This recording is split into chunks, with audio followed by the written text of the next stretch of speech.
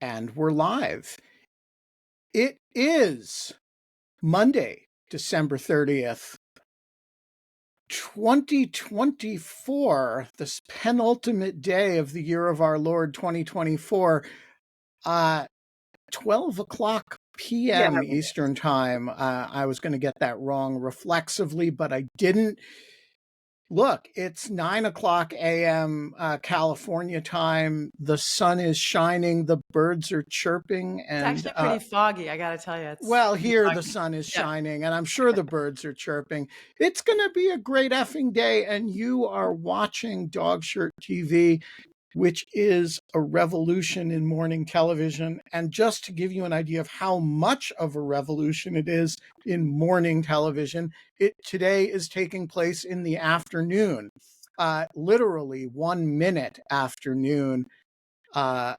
Here from the Hammock Studio, I'm Ben with Holly Berkley Fletcher and Ev Gaumond, and our great guest, Jody Freeman, of the Harvard Law School, the part of the Harvard Law School that's in California. And so when I scheduled this, I had no idea that Jody would be in California. So apologies to everybody who was expecting this show at 8 in the morning. It is simply unfair and uncivilized to request that a guest get up at 5 in the morning to do a show. We're not doing that. Jody, meet Holly and Ev. Hi, Holly and Ev. I'm arranging something now because, okay, I like the visual to be good. Hi. So we are here to talk about an article that you wrote. It's got to be 3 or 4 years ago now. Yeah, 2021. It feels like a million years ago. But it's kind of like I think it's about to have its moment. It is. So tell us what structural deregulation is. Yes. And why we should care now. So this article was based on some steps that the first Trump administration took to really superpower the presidency and initially sort of begin to execute a dismantling of the administrative state, the deep state as it's called. And what it really boiled down to was an article about all the steps a president could take to politicize the federal government, to make expertise harder to exercise, to defang federal regulation of the private sector. And what we decided to do was chronicle all the ways that a president could try to do this legally and without a lot of barriers or obstacles, because it turns out there are many ways that a president can exert his or her power in a way that interferes with how the federal government functions. Now, lots of people might think that's good. Lots of people think the federal government doesn't function too well. But there are some essential tasks that we rely on, that federal agencies perform, from keeping the food and drug supply safe, to making sure the water is clean to drink, to ensuring that we have certain veterans benefits and Social Security benefits. And there's a whole long list of things that people don't really realize day to day are being performed or overseen by the federal civil service, the sort of civil servants who day to day are the career people who fill out the government. And we wrote this article to talk about the ways in which the first Trump administration was beginning to erode their capacity and try to disable them, politicize the way government works. And the Trump 1.0 effort to do that didn't fully succeed. In part because some of the early things they did ran into legal trouble, and in part because they ran out of time, and in part because it wasn't entirely clear, I think, to them how to do all these things at the start. And now the article really serves as quite a prescient piece, because it has a long list of things a president can do, actually many of which, if not all of which, the new version of the Trump administration this time around has announced or indicated it's interested in doing. Yeah, it kind of reads a little bit like portions of Project 2025, only with a negative spin. Yeah, I really dislike that accurate description. It's actually was a warning in a way, but it was a legal article. It was a serious piece by, me and my co-author Sharon Jacobs at Berkley to be, from an academic perspective, looking at, well, what's the legality of all these things? Like, for example, trying to reclassify a bunch of career civil servants who are meant to be non-political people, right? They're the staff in these agencies of, like, the Food and Drug Administration and the Environmental Protection Agency and all these other agencies that basically serve whoever is in political power. And they have a mission to perform, to carry out the job of that federal agency that Congress has given it. And they serve Republican administrations, Democratic administrations, and they're understood to be the expert permanent career civil service. Well, we thought that they sort of were under some kind of attack by the Trump administration. And we were trying to make a serious run at describing legally and measuring legally what really could be done, and what are the modes of resistance, and what are the things that you might think are good about a president who can exert that kind of power, and what are the ways in which it could have a really negative set of effects. So we were being quite sober about it and quite scholarly, and looking at it and trying to make it human sounding, because the federal government sounds like a bunch of nameless, faceless bureaucrats, and nobody likes them. And so a former CIA operative, see, there you go. And we were trying to say, Holly was never a faceless bureaucrat, because she's was kind of ebullient and got in people's faces, including mine. But she was definitely a nameless bureaucrat. That's the problem, right? So here we are, a couple of legal scholars trying to describe all the things a president can do to make the federal government work less effectively, actually. But we were trying also to convey the value of an effective federal government, and that's hard to relate to. Everybody loves to malign federal workers and present them as, lazy, and talk about the federal government like it's a bunch of waste and fraud. This is, of course, brings to mind the Doge and what's in the news very much now, which is the Elon Musk, Vivek Ramaswamy announced initiative to, cut trillions of dollars from the federal government and, kind of move out all these employees, fire all these employees who are not needed, and sort of do a massive reduction in force like you might do in the private sector. And so this is very much of the moment, what we're talking about.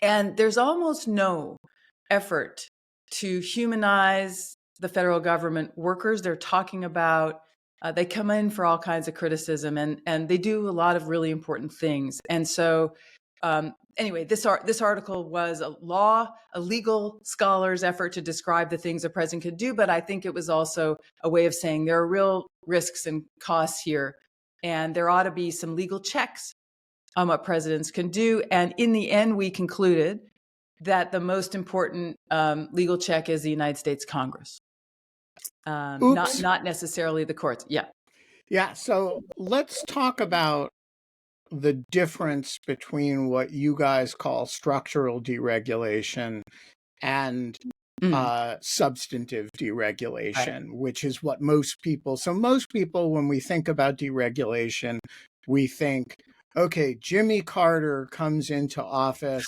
and says, the world has too much regulation, so we're going to dial it back. And, Stephen Breyer gets involved as a staffer, and then Reagan comes in and turbocharges it, and they repeal all these regulations or loosen them. And the result is, lower air fares across the board, and also a lot of things go unregulated that many people would want regulated. What is structural deregulation? Yeah, so in the normal course of things, administrations come and go, and there's a policy pendulum that swings back and forth. And this is a bit of an overgeneralization, but I think it's accurate.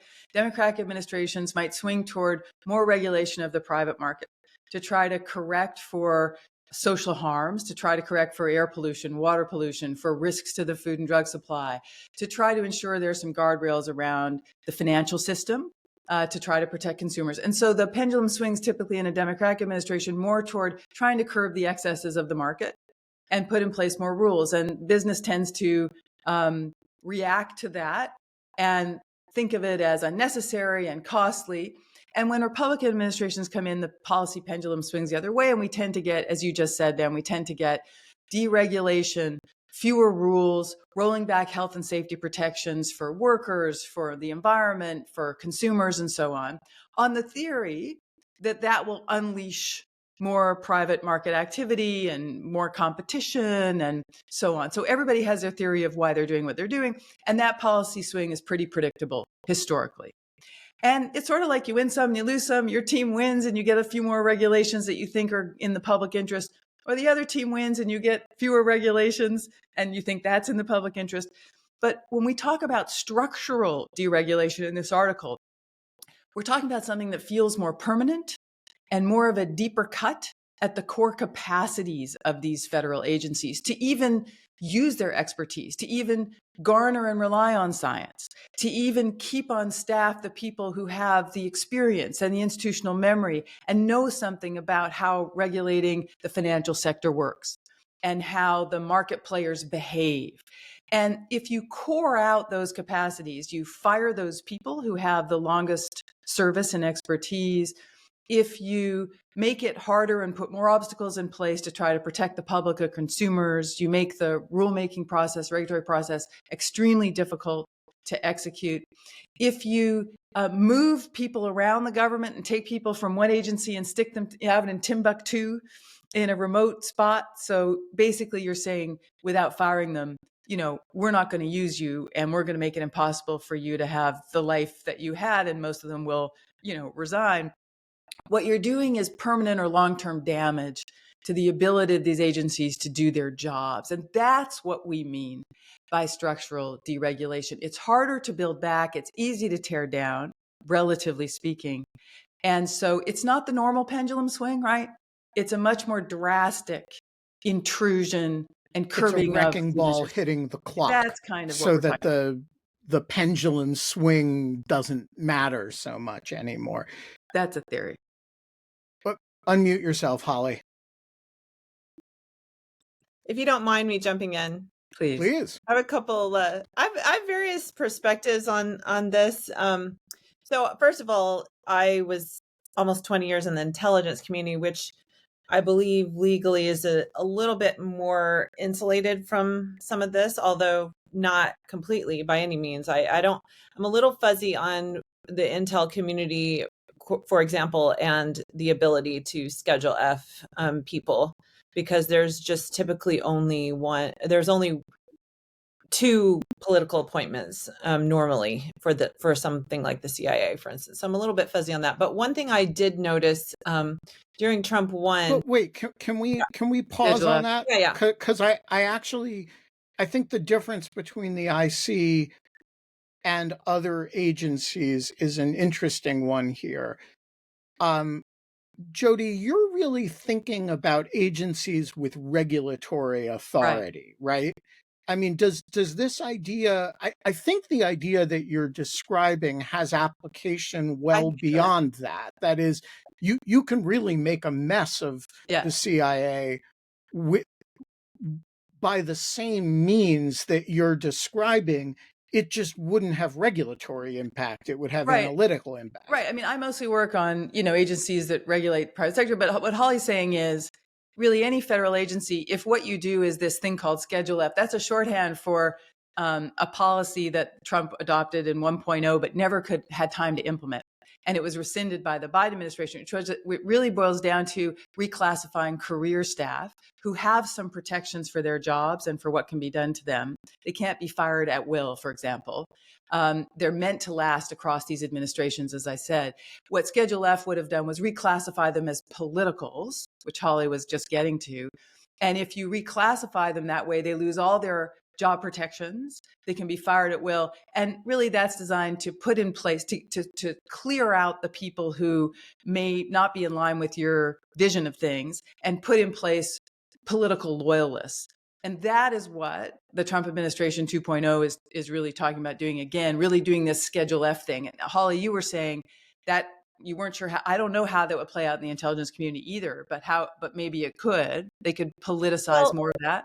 Yeah. So what I was going to say, my next thing is what I noticed in Trump 1, was it wasn't so much overt political interference, although on certain issues, my understanding, I worked on Africa, so it was minimal there, but on certain other issues, my understanding was there was more overt interference, certainly in politicization of intelligence and analysis for sure, particularly on Russia. But what I noticed was a sort of, and the intelligence community, certainly the analytic wing, but also the collectors as well, shifts. We're trying to serve the customer, right? And so priorities do shift somewhat across administrations, just normally based on what the president's priorities are.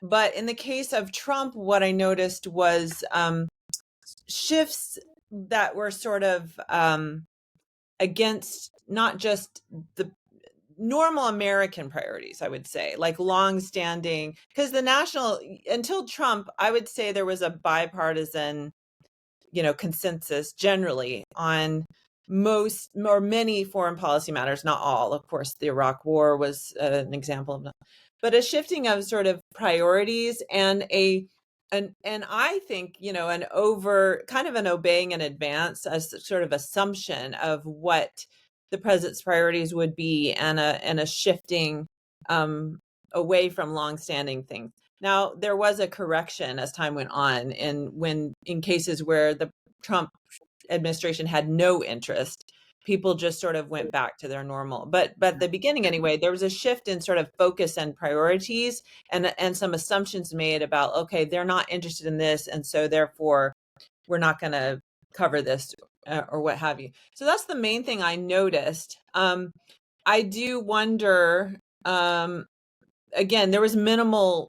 We had the director, and the deputy wasn't even even technically it was a political appointee, but it really wasn't. It was internally done. And then eventually the first deputy, Gina Haspel, became the director. And she was a political appointee technically, but she was a careerist. So I felt we were insulated much more, but this time now I'm out, so I won't see it firsthand. But I'm just wondering if this could happen in terms of, not what your article talked about was more like starving of funding and sort of cutting of programs. I don't think that would happen in the intelligence community, but the politicization thing is a real concern, and the sort of refocusing attention. My concern mainly as now a civilian is, again, Russia is our main adversary at this point, or if not top one or top two. And I do think the Trump administration and the whole Republican Party at this point is deeply compromised. So that always was my concern, and that's my concern going forward. Well, I would say there's just different risks for different parts of the government, different agencies, right? And so we talk about politicization. Some people might hear that as, well, wait, why doesn't the president get to have the president's loyalists at the top of these agencies? And of course, the president has a layer of political appointees aligned with the president, the secretaries in the cabinet, right? And the top level you're talking about. What I'm talking about in this article, and what we're talking about now, is something deeper, which is to say, I think in the first round of doing this, they wanted to turn 67% of career staff into political appointees, which means you can fire them. Now, if you can fire 2/3 of the people populating the federal government and put in place people who are aligned with you and will do whatever you say, that's transformative. That's not normal to just have the people at the top who are directing things politically. And that's a sea change. That could be dramatic, and it could be dramatic in the intelligence community too. Just an anecdote. When I was in the government, I did a stint in the Obama administration. I was in the White House, and I'll tell you, I have to say, nobody likes to defend the federal employees, but I do, because I'm not suggesting that there isn't some waste, fraud, abuse, and redundancy in the federal government? Of course there is. Can we improve how it operates, from everything from regulators to the delivery of intelligence to every service you can imagine, from veterans benefits to Medicare to early childhood education, to you run down the list of things the federal government is in charge of. We could improve it vastly. So I just want to say right up front, I'm for efficiency, cutting of red tape, and more flexibility to hire in the best people and to retain them. But that's not what we're talking about here, and what the Trump administration is proposing. That's not what Musk and Ramaswamy are focused on. It's not on the level. What they're suggesting is drastic slashing that doesn't have a philosophy or theory to it that's going to improve the federal government. What they're talking about is eliminating regulations not designed to improve consumer protection or public health or anything that benefits the American people, other than just destruction, as far as I can tell. And that's what I'm worried about. And the article we write talks about, relatively speaking, how few legal obstacles there are in place of a president really determined to do this and to use all the levers we talk about that they can use. The other thing it opens up, I worked on South Africa during the Zuma administration. I'm writing an article right now with some comparisons, so we'll see if that sees the light of day. But based on that example, it opens up a lot of avenues for corruption. When you're, and it makes the corruption less obvious when it's packaged as policy. And these agency heads and leadership are making decisions not based on national interest. I mean, you can imagine here this as part of a sort of self-dealing agenda, where you put in place the people who will deliver the government's contracts to the people who the Trump administration might favor. Or, if Elon Musk is in charge of this, he's a big beneficiary of federal government contracts, as we all know. You can imagine using the government in this way to mostly benefit your friends. The whole point of the laws that were passed to regularize the civil service, to make it professional, to protect the people who were career staff, the whole impetus for that in the late 1800s and carrying on into the 20th century was to eliminate this kind of cronyism and self-dealing. And so if what we're about to witness is a swing back to that, I don't think that's good for the American people.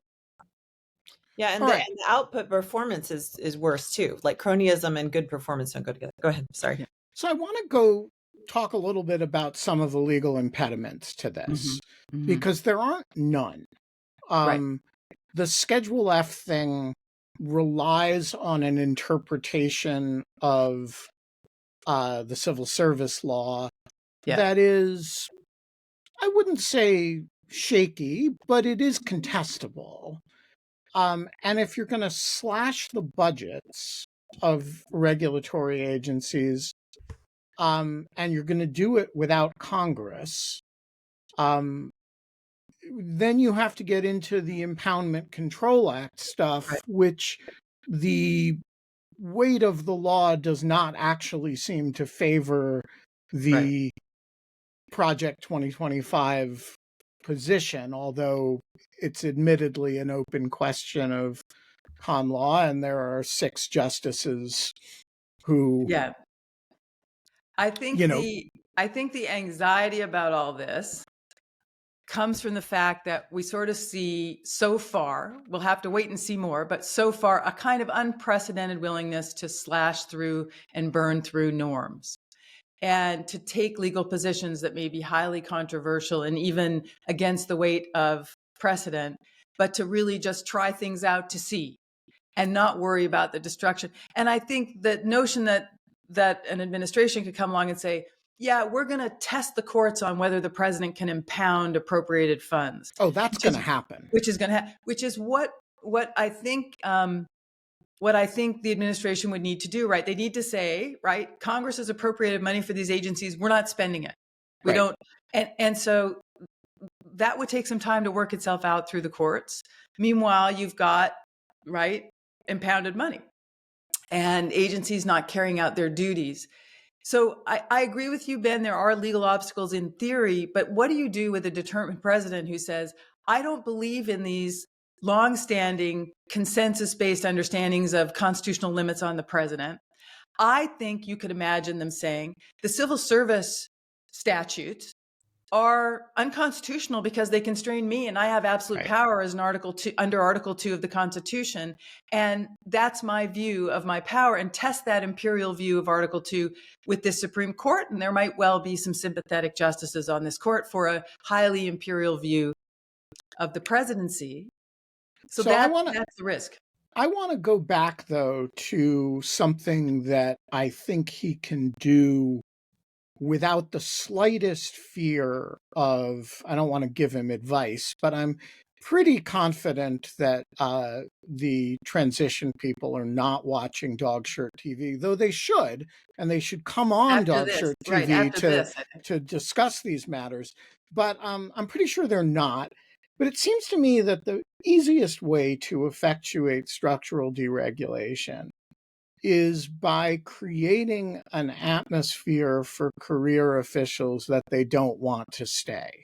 Yeah. And you can do that absolutely without fear of it being held to be illegal, because it's not. And I have two examples of this that both date from the last Trump administration, but also from one of them from the prior Bush administration. So the first is the Civil Rights Division of the Justice Department, where in that normal ebb and flow between conservative and liberals, the growing gap between them has made it so that most career staff, or a lot of career staff, have not wanted to stay under the last couple of Republican administrations. And that's just happened because of the substance of the positions that the agency takes under them. You saw something similar at EPA in the last Trump administration. Just very large numbers of people didn't want to have anything to do with it. Yeah. The second one, which strikes me as less reasonable in the sense that it doesn't owe anything to reasonable differences of opinion that conservatives and liberals will have, is what Rex Tillerson did at the State Department, which is, a kind of, he walked in like it was Exxon, and he was going to he even used words like structural reform of the State Department. And it meant terrorizing large numbers of Foreign Service officers. The volume of attrition over the course of the first Trump administration was huge. And it resulted in just a very large loss of professional expertise that was kind of generational in quality.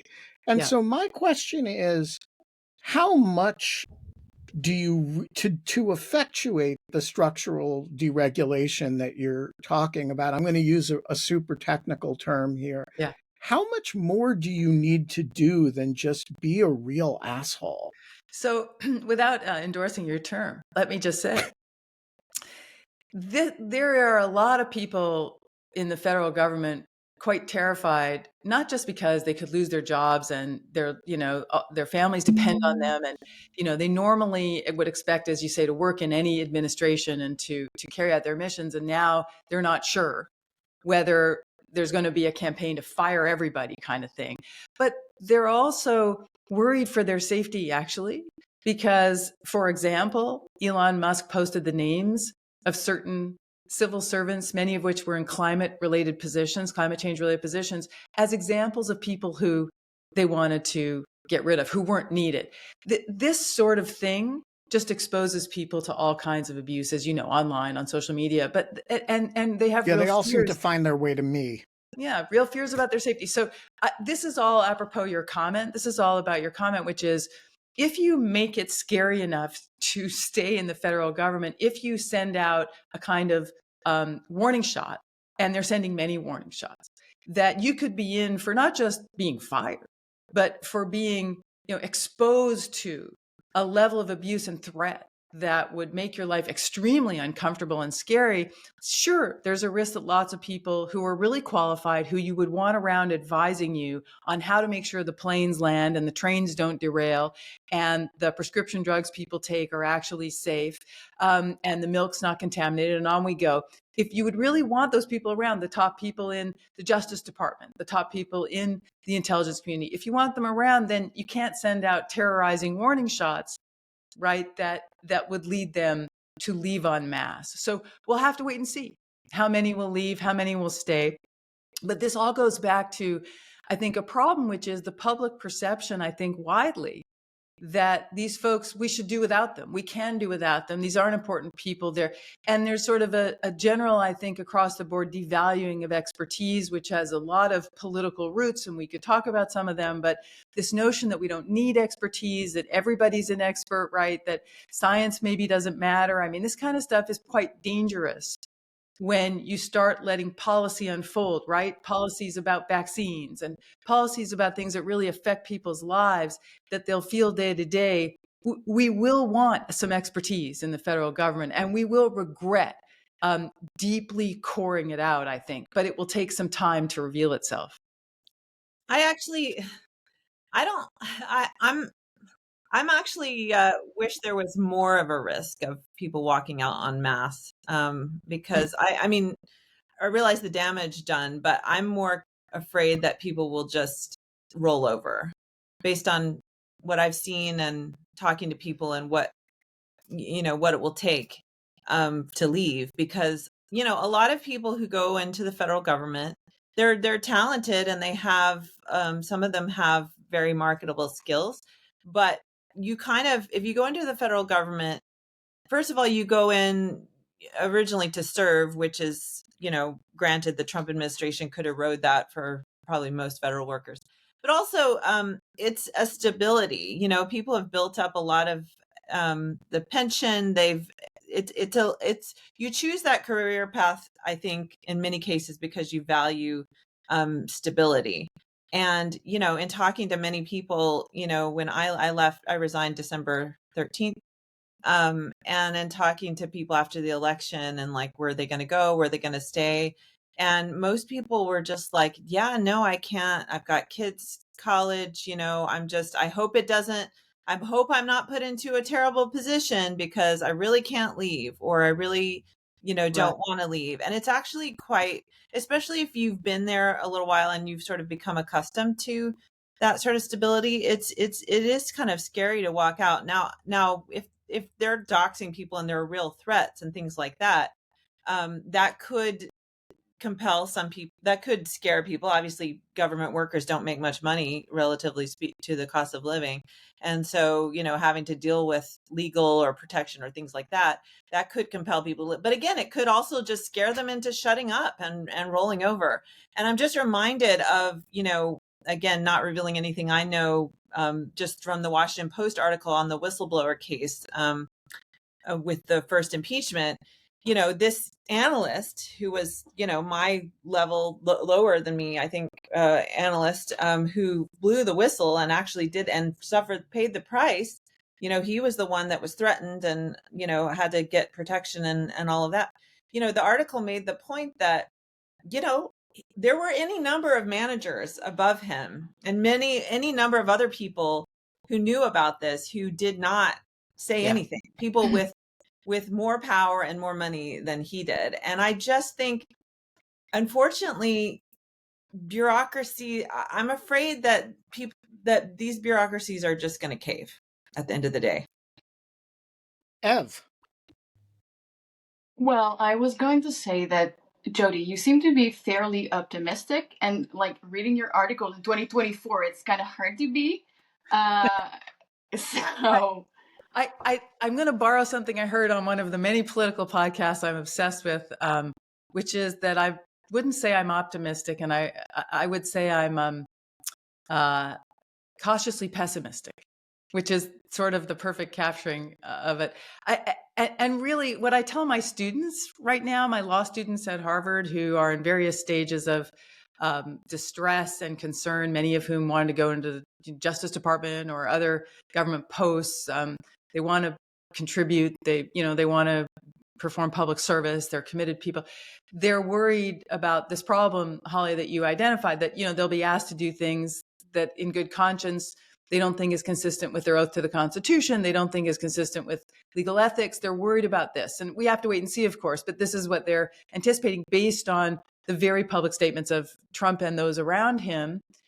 It's not unreasonable to think that way, that they might be asked to do some of these things. And what I tell them is, look, this is a very personal decision whether you want to work in any administration, but you have to know where your red lines are. And you have to be prepared to say, I can't be part of that. And I think it's generally good advice to tell people to start practicing when you're young, early on, the self-awareness you need to not be the lobster in the pot and to know, or the frog in the pot. I don't want to choose any one animal, but you know what I mean?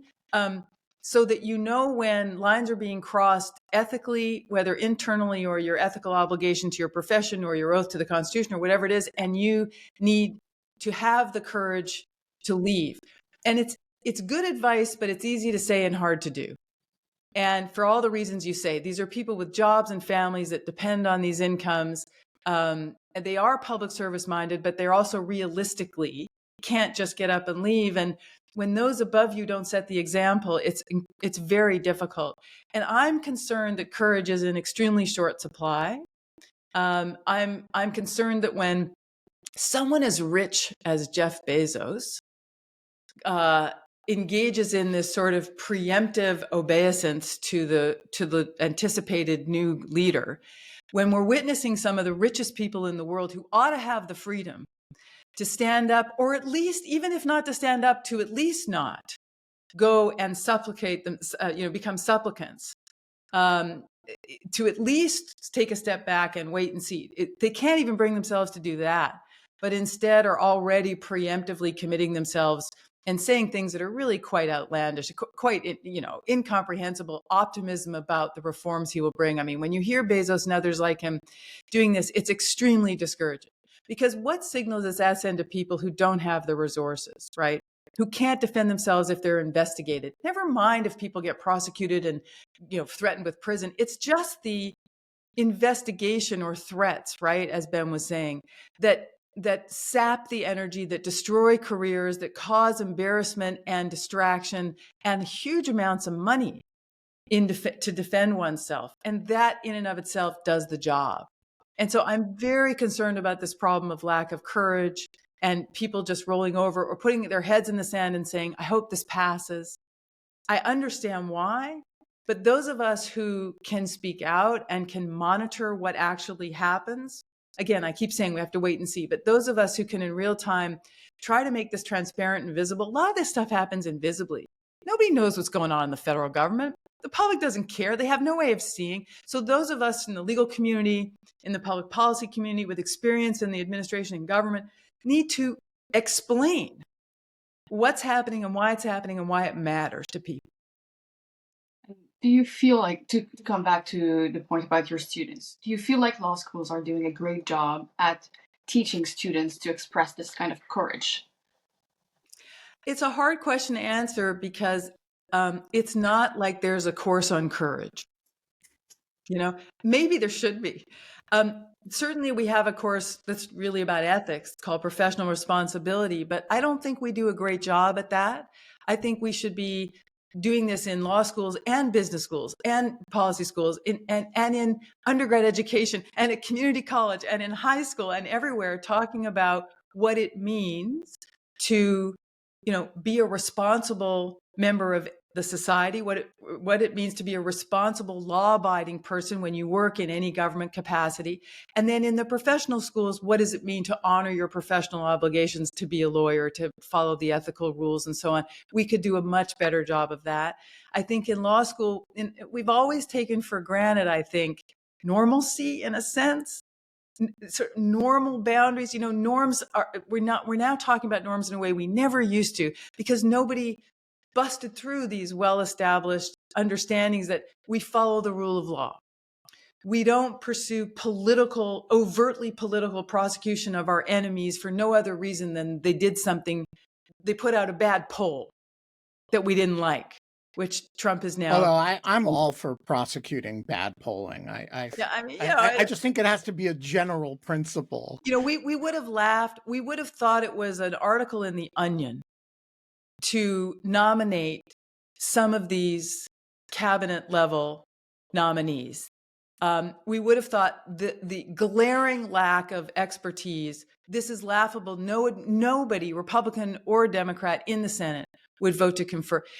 All these lines have been crossed, and people are having serious conversations if it's normal to talk about somebody like a Matt Gaetz. I realize he withdrew, but when even the notion of somebody with this kind of record to be named, it just crosses all the boundaries. So that's why I think in law schools, our students operated in a world of pendulum swings, but not coloring outside the margins in quite this way. And it's very distressing. I have conservative students at Harvard Law School come to me and say, and I'm thrilled they come to me because I want my conservative students to be comfortable just as my folks on the left or progressives or libertarians or whoever. I want them all to come and talk to me if they want to talk. And my conservative students will come and say, look, Professor Freeman, I'm conservative and I want to work in a Republican administration. I don't know what to do. I can't work in this Justice Department in all good faith if what they're going to do is pursue political prosecution. So this is a very hard conversation to have because nobody's was quite prepared for this. So you're describing between what Holly is describing, which is politicized intelligence, and what you're describing, which is sort of regulatory dysfunction or politicized prosecutions. We're describing a lot of distinct bad effects that are quite agency specific. And I'm curious whether you think there are particular agencies that are especially vulnerable or especially resilient to this sort of thing, or whether this is a generalizable effect that just has different manifestations depending where in the federal government you are. Where are you most worried about? Where are you least worried about? Well, I work on federal regulation generally, but I would talk mostly about environmental regulation, climate change, energy law, natural resources, all the environmental field. And I think if you read that chapter of Project 2025, you see the tip of the spear of the deregulatory animus of the folks who wrote that volume, that they see environmental regulation as really the thing that needs to be taken down and taken apart. And they're especially upset about anything related to climate regulation from the Environmental Protection Agency. So I see that as one agency, the EPA, that's very much in the sights of folks like not just President-elect Trump, but people like Elon and Vivek, and I think conservative, anti-regulatory Republicans who think this agency is a symbol of going too far to interfere with the market. I would imagine the CFPB. Yeah, I've always thought of the EPA as really emblematic of government overreach. It's like the poster child, really, that they've selected. And so I happen to work on it's completely delusional. It's not like it's a agency that is especially intrusive or invasive. Well, the problem is that I think people don't see the benefits every day of the Environmental Protection Agency, and what they hear about is that it creates all kinds of obstacles and red tape. And instead of understanding that the Clean Air Act, which the EPA implements, has been a radical success in cleaning up the nation's air, which otherwise would have, created a lot more asthma, respiratory illness, death, and disease. But it's hard to argue against something that didn't happen, right? It's hard to say you have a more healthy environment, your kids can play outside, you take it for granted. This wouldn't be the case if the Clean Air Act wasn't implemented by the Environmental Protection Agency in the states. That's a very hard argument to make. And so some of these things are just intangible. And it's an agency that's easy to attack for this reason, because all you have to say is there's a bunch of industry trying to make products, steel and cement, and they're trying to drill for oil and gas, and they're trying to do all this stuff that you, the consumer, depend upon. And this agency gets in the way. And when you present the EPA that way, a bunch of needless regulation, and especially when you use climate change as your example, and you say, this doesn't affect anybody right now. This isn't a serious problem. We're worried about day-to-day issues, and the EPA is worried about climate change.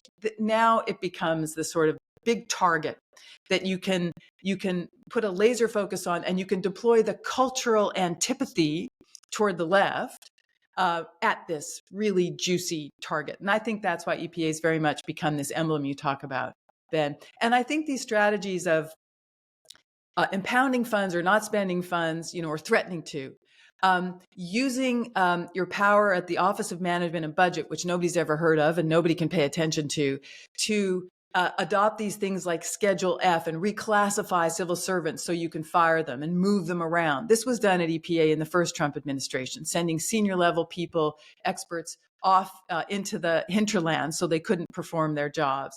That, I think, is easy relatively to accomplish without a lot of legal pushback, at least for a while. And then things have to play out in the court. So I think we'll see some of that at EPA. We're also talking about just deciding, the op-ed that Vivek Ramaswamy and Elon Musk published in the Wall Street Journal laying out what Doge would do. They said they were volunteers, so they're not going to be part of the government, which I think means we're not going to be subject to the ethics rules of the government. And we're also not going to be, because they would have conflicts of interest, presumably. So they've managed to say, we're not going to be subject to any of the rules that normally affect advisors in the government.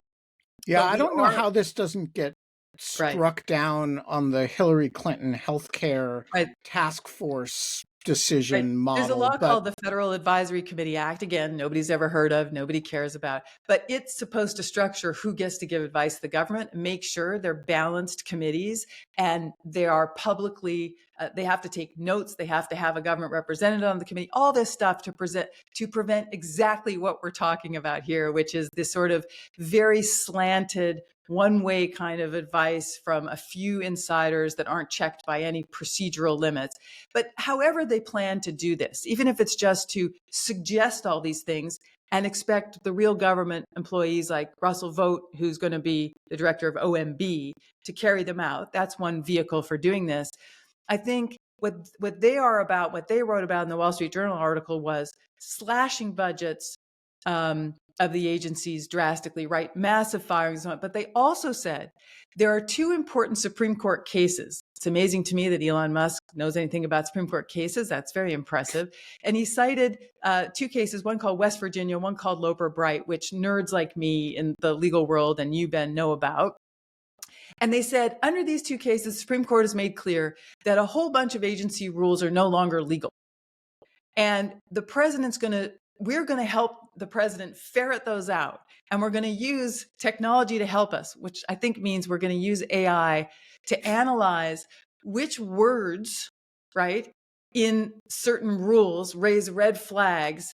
And we're going to present them to the president as running afoul of these two cases. I have no idea how they think this is going to work.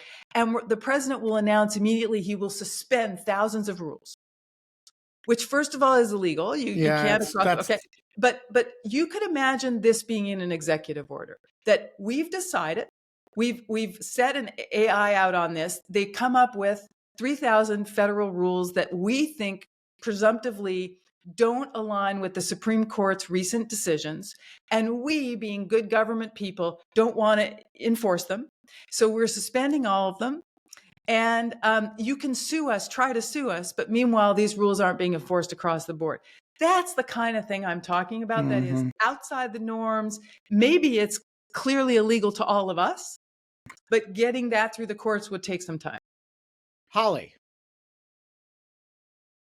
Oh, yeah, there was just a question from the chat about how easily what you're talking about, if they do these things, the structural deregulation, how easily it could be undone, let's say by a subsequent normal administration. Yeah, so whether it's a normal Republican or normal Democratic administration, the things you typically can undo pretty quickly are executive orders.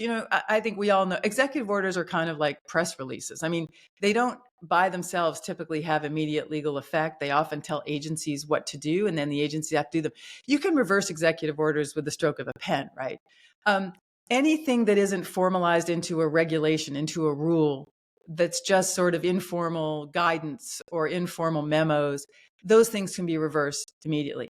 But anything that takes the shape of a rule has to go through something that, again, is boring and nerdy, but called the notice and comment process. And it typically means the agency has to put a proposal out and the public is entitled to comment on that. And that takes months. And typically you can't get a rule undone for a year or two.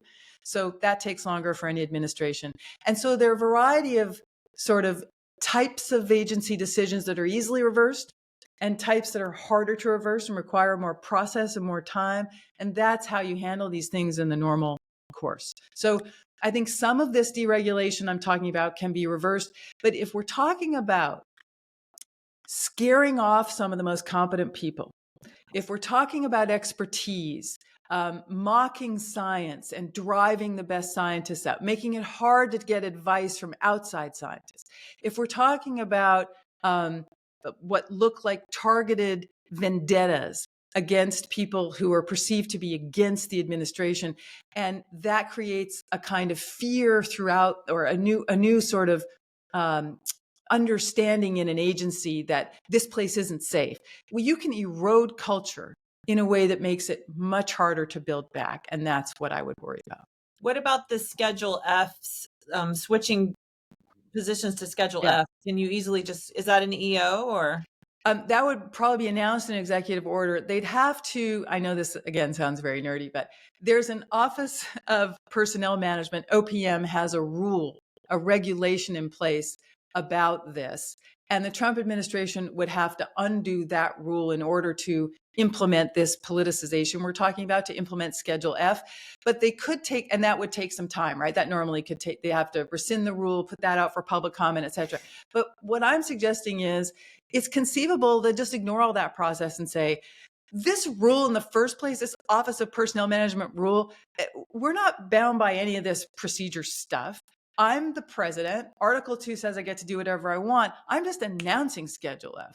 I'm not going through the normal steps we normally have to go through under the Administrative Procedure Act, which governs how you do these things. We're just not doing that. Now, for us, we might think that's clearly illegal or it has at least a good chance of succeeding in the courts, but all bets are off if you don't respect the legal norms, if you declare laws not to apply to you because you're the president, then things can happen quite quickly. But they did a certain amount of that maximized nonsense in the first administration, and their record of losing in front of the courts was astonishingly high in they lost a lot of early cases. They lost a lot of cases, and the courts are now, the Supreme Court accepted, less favorable to them than they were then, in the sense that Biden has had 4 years to put a lot of judges in place. And so there are some courts of appeals that are friendly forums for them, but there are others, and the plaintiffs do get to choose the forums as a general matter in regulatory challenges, particularly in DC. You've got a lot of opportunities before things get to the Supreme Court. And it just seems to me like choosing the maximalist version is the way most apt to get big flashy headlines on day one, and the least apt to get sustainable policy that you can actually defend. Do you agree with that or disagree with it? Well, I guess what I'd say is we're talking like normal people who think strategically about trying to make durable change that will survive the courts and last. But if what you want is the headline, and if what you want is the splashy sort of effect of saying, we've done these things that we think are shaking up the status quo, we're delivering on our promises to do that, maybe you don't care down the road in a year or two that a court will overrule it. And I don't know how to predict whether this is going to be strategically done by super competent people who say, look, let's do this the right way. We have a better chance of getting what we want in the end, or whether what will dominate is more like instinct, ideology, and a kind of headlineism, kind of reality TV-ism. I just don't know how to predict who will be in charge of these kinds of decisions. So it could, I think, go either way. About the judiciary too, the emergency docket has been used to get to the court fast. And you could imagine a continued effort to skip over some of the favorable fora and get to the court, which may well be a sympathetic forum in some of these cases for a president claiming absolute powers. Maybe not, hard to predict where certain members of the court will be on each and every one of these issues, from the Impoundment Act, right, to civil service protections and so on. But I would expect a certain amount of sympathy from a majority of justices. Yeah, I think you start with an assumption that there are 4 for almost anything, and then you have to add 1 or 2, it's right? Like, where are Kavanaugh, where's the chief, and where's Coney Barrett, and right. That's the ball game, yeah. All right, so January 20th comes around, he's sworn in, he gives some kind of a deranged speech. We all cover that. We all yell and scream about that. And then later in the afternoon, there is a series of executive orders that are kind of designed to be shock and awe. One is going to say, round up every undocumented person and throw them out of the country with no due process. And we're all going to run around with our hair on fire about that. And some of them are going to have to do with this stuff. What are you looking for as an immediate first 5 days kind of things that would be a reassuring sign or be a particularly alarming sign? So give us a sense of your first week. So I agree with you. There'll be a flurry of these things, and I just want to say, I work mostly on these environmental, climate, energy issues and stuff like that. But I will say, what keeps me up most at night is the rounding up of, these idea of mass roundups. The idea of the FBI being trained on political enemies is deeply scary to me. But I will just say on the rounding up, you can't do structural deregulation of ICE and CPB. You do it selectively, right? Right, like those are agencies that you actually you don't impound the budget of ICE and the Department of Homeland Security. You impound the regulatory agencies. So I think we'll see a lot. But in terms of what I'm looking for, the regular stuff I expect is telling all the agencies to stop and take a look at a whole bunch of regulations, and those might be rescinded, which would take a couple of years. That would be normal. Okay. And then you can have, the folks in those communities affected by those rules can sue to challenge if they think it's arbitrarily done. That's something you can do. That's normal. What not be normal would be an announcement that thousands of rules are no longer going to be enforced across the board, period. Or an announcement that this percentage of the civil service is now declared political appointees and they're all being fired. Something that is from day one a kind of radical looking structural deregulation effort. If that shows up in the executive orders, we still have to wait and see what really happens, right? I mean, we can't freak out at every announcement, but it would be a sign of the ambition, right? And that's what I would be looking for right away out of the gate. So let's make a point of you coming back. Okay.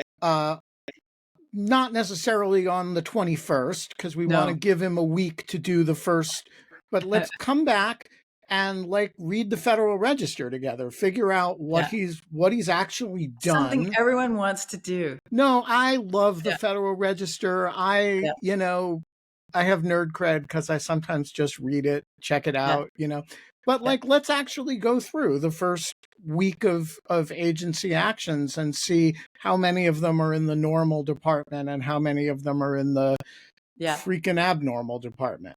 Okay, and we'll see too in a few months. I mean, lots of policies in lots of areas, right? Immigration and everything else. But within a few months, 6 months, we're certainly going to see the nature of the new administration. And so I think we're just going to be on tenterhooks until we see a bit of this unfold. Well, let's have you back early and often to discuss it and unpack it as we do. All right. Well, it's a pleasure. Thank you for having me, guys. Hey, it's a pleasure to see you. The rule is once you've been a guest on Dog Shirt TV, that link will always just get you in, and so you can pop in whenever you want. Love There Love are the only content moderation rules on Dog Shirt TV are, be nice to people, ask good questions. So show up anytime. Yeah. Oh, Well, I don't have. Okay. I'm not wearing a dog Can I shirt get a today, shirt actually. that says like "Rule of Law Forever" or something? Yeah, you're allowed to wear that. Yeah. Okay. All right. All right. We will be back tomorrow. The estimable Minna Olander will be joining us from the very north of Finland to discuss Finnish actions against Russian boats cutting cables, part of my obsession with undersea cable security. Minna, for those of you who have never met her on prior shows, is super, super good fun and knows a lot about Nordic security. That will be tomorrow at the usual time. If, like Jody, this is your introduction to Dog Shirt TV, all of our shows are available on YouTube, on the Dog Shirt TV YouTube page, as well as on the In Lieu of Fun / Dog Shirt TV podcast feed. Remember, folks, we are not allowed to have fun anymore, but we are allowed to have an astonishing array of destructive executive orders and rulemakings, and they're all going to start 21 days from now. See you then.